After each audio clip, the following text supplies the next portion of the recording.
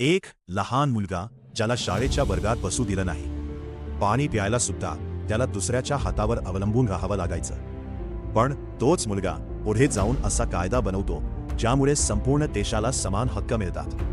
ही आहे एका अपमानातून जन्मलेला क्रांतीची कथा। वर्ष होतं 1891। भारत अजूनही जातीभेदाच्या अंधारात होता। मध्य प्रदेशातील एका छोट्या गावात जन्म झाला भीमराव नावाच्या मुलाचा।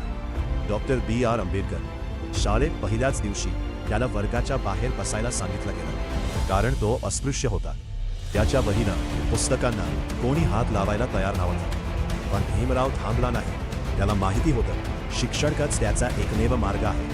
तो तासनतास अभ्यास करायचा, अडचणी असूनही। त्याचे वडील त्याला सतत प्रोत्साहन देत राहिले आणि हळूहळू तो इतरांपेक्षा पुढे जाऊ लागला। भीमरावची मेहनत पाहून त्याला परदेशात शिकण्याची संधी मिळाली। तो गेला अमेरिकेत कोलंबिया युनिव्हर्सिटीमध्ये।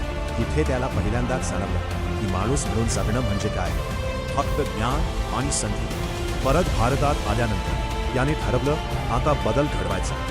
त्याने आवाज उठवला अस्पृश्यतेविरुद्ध आणि पुढे तो बनला भारताच्या संविधानाचा मुख्य शिल्पकार, ज्या संविधानात लिहिलं आहे सर्व नागरिक समान आहेत। आज आपण जे हक्क उपभोगतो ते त्या एकेका मुलाच्या संघर्षामुळे शक्य झाले आहेत। ज्याला एकेकाळी वर्गात बसू दिलं नाही त्याने संपूर्ण देशाला समानतेचा अधिकार दिला।